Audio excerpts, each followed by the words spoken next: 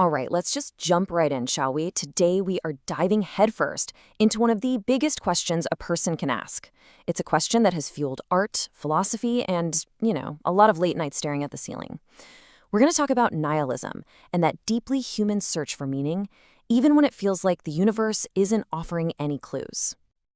So let's start right there, at the very heart of it all. What if there's no grand plan, no cosmic purpose that was assigned to you at birth? What if this whole beautiful, messy experience of being alive doesn't come with an instruction manual or a final score? It's a really unsettling thought for sure, but it's also the launchpad for an incredible journey. Now, for some people, bumping up against this idea isn't a crisis, not at all. It's a release. I mean, just imagine the sheer weight of expectation from society, from your family, maybe from yourself, to find that one true meaning. For someone like Reddit user Born276, letting go of all that pressure wasn't a loss. It was this profound sense of freedom. It's like the search itself was the cage, and realizing there was nothing to find was the key. But for every person who feels set free, there's someone else who just feels totally lost. And this perspective, from user NihilHS, really captures that darker side. The thought that nothing matters can so easily sour into, well, why bother doing anything? It can become a real trap, a kind of intellectual excuse for apathy and despair, making an already tough feeling like depression seem, logical and permanent. And yet, here we are again, on the other side of the coin. We see this same powerful feeling. This user talks about it like waking up in a prison and just finding the door unlocked. Suddenly, the world outside is packed with experiences to be had, not because you're supposed to have them, but just because you can. The lack of a point becomes the ultimate permission slip to figure out who you are, not who you were told to be. Okay, so to help us navigate all these conflicting feelings, here's our game plan for today. We're going to start with that initial, kind of scary confrontation with nothingness. Then we'll look at the two very different paths it can lead to at what we'll call the nihilist's crossroads. From there, we'll dive into the philosophy of the absurd, look at some real practical ways to create your own meaning, and finally, we'll put together a toolkit for living a rich, fulfilling, and beautifully meaningless life. So our journey starts right here, with that quiet, nagging feeling of the void that can sometimes just hang over everything we do. It's that feeling you get when all the usual distractions, work, errands, scrolling, they all fade away, and you're just left alone with these huge, overwhelming questions. So let's make sure we're all on the same page. Nihilism. What is it really? At its core, it's the rejection of any kind of built-in, objective meaning. It's the idea that the universe doesn't just hand us a purpose or a set of moral rules. Any value or meaning we find in the world is something we put there, not something we discover hiding in it. In that realization, while it often kicks off this feeling, existential anxiety, this isn't your normal anxiety about, say, a deadline at work. No, this is a much deeper unease that bubbles up when you start grappling with the very foundations of your own existence.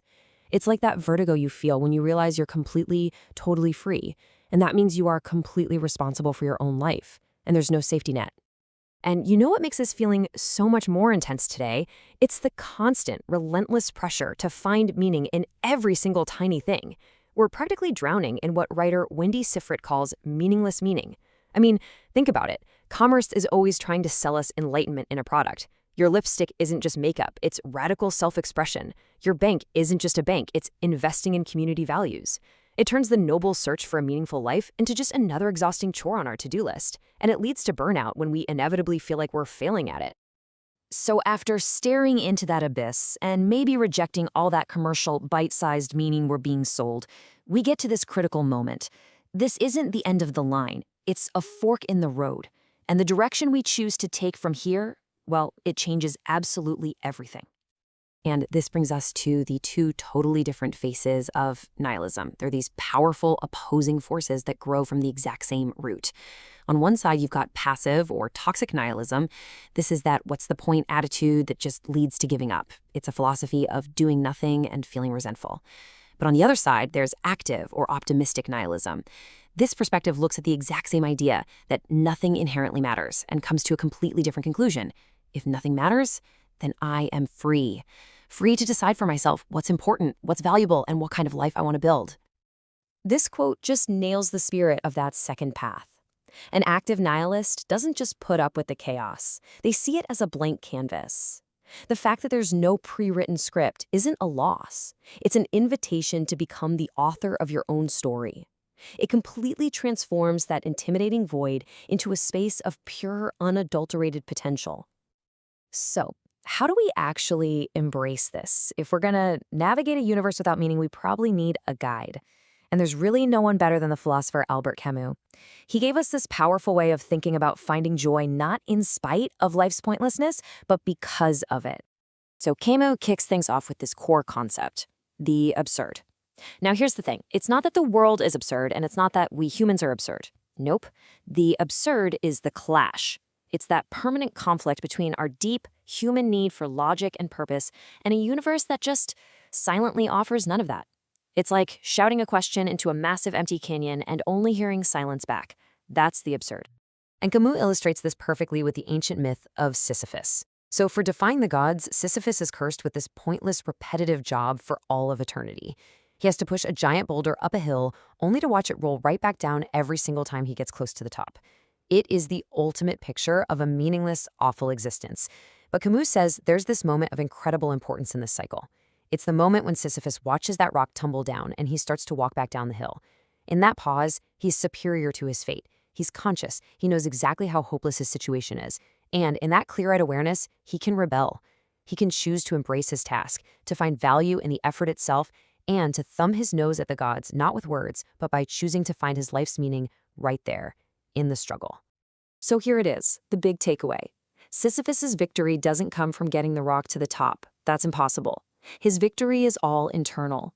By embracing the sheer absurdity of his task, by finding his purpose in the physical act of pushing, he turns his punishment into a life. He creates his own meaning.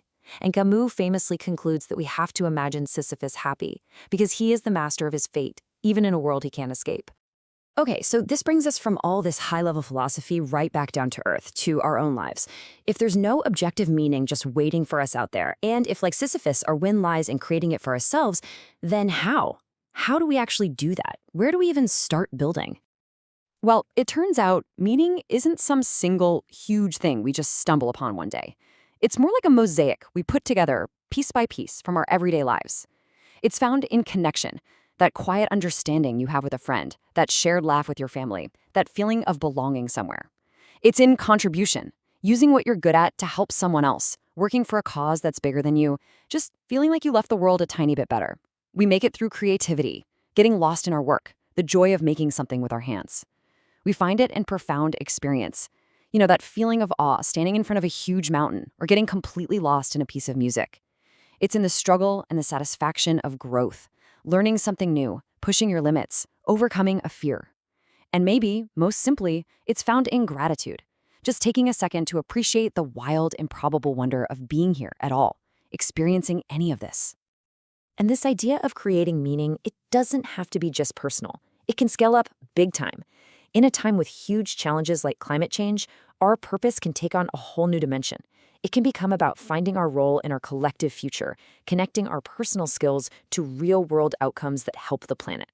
And that can transform what might be despair about the state of the world into a really powerful, motivating purpose.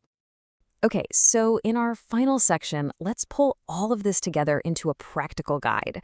We've talked about the problem and the philosophy. Now let's talk about the practice. How do we live day to day in a way that really embraces this sunny nihilist perspective? I mean, just think about those mind-blowing images from the James Webb Space Telescope. We saw galaxies billions of years old, a cosmic scale that makes our individual lives seem almost impossibly small. But the reaction for so many people wasn't despair or feeling worthless. It was awe. It was this profound, humbling connection to the vast, beautiful mystery of it all. It's a great reminder that being a tiny, fleeting part of this cosmic show isn't a tragedy, it's an incredible privilege. So here are a few practical tools to help cultivate that sense of awe every day. First, reject coherence. Let go of the need for your life to be a neat, clean story where everything makes perfect sense. Life is messy and unpredictable. Embracing that just allows you to be more flexible and authentic. Second, embrace abstraction. Try to move past needing simple, concrete answers for everything. Learning to just sit with complexity and mystery is a skill. and it opens you up to wonder. Third, try a light death meditation, and I mean light. By gently considering your own impermanence, the simple fact that this is all temporary, you can develop an incredible appreciation for the gift of being alive right now. And finally, something that sounds simple but is so powerful. Keep a nice things list. Actively train your brain to notice the small, everyday joys, the smell of coffee, the kindness of a stranger, a great song on the radio.